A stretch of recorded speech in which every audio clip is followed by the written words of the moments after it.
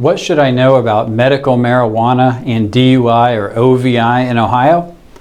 I'm Shawn Dominy. I'm a DUI lawyer with the Dominy Law Firm in Columbus, Ohio, and this video is going to answer that question. So medical marijuana was legalized in Ohio in 2016, but there was a delay in the regulations for the program, and so really it didn't begin being dispensed until 2019. Now that the program's operational, you can obtain a medical marijuana card with the recommendation of a physician, and that can be used to treat about 20 different types of medical conditions. And once you have that card, then you have to go to a dispensary to obtain a 90-day supply of the medical marijuana. What that means now that the program's operational is that we have more drivers in Ohio who are using marijuana. According to the National Highway Traffic Safety Administration, that's a concern because ingesting marijuana impairs a person's ability to operate a vehicle safely. NHTSA says that it affects your time and distance estimation, reaction time, and the general handling of the car.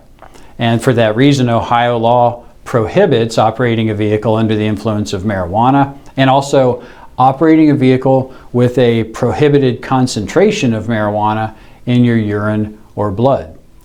And those two marijuana laws that I just described apply to everyone in Ohio, including medical marijuana card holders.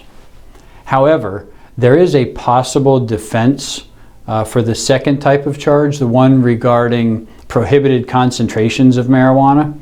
That one's called a per se charge, and there is what's called an affirmative defense for per se charges. That defense basically says if you are taking a medicine pursuant to a prescription and you are taking it in accordance with the doctor's recommendations, then you can't be found guilty of operating a vehicle under the influence. But that only applies to the per se charge, which is related to a certain marijuana level. It doesn't apply to the charge, what's called an impaired charge, which is operating just being under the influence of marijuana. So even if you're taking the marijuana just as the doctor ordered, but impairs your ability to drive, you can still be charged with and found guilty of operating a vehicle under the influence of marijuana.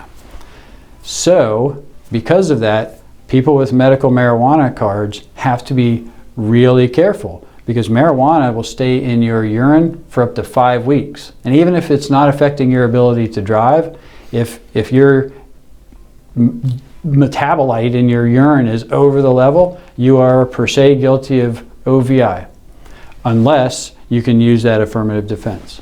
So those kinds of things are the kinds of things that we like to look into and research and litigate here at the Dominy Law Firm, because we focus on OVI defense.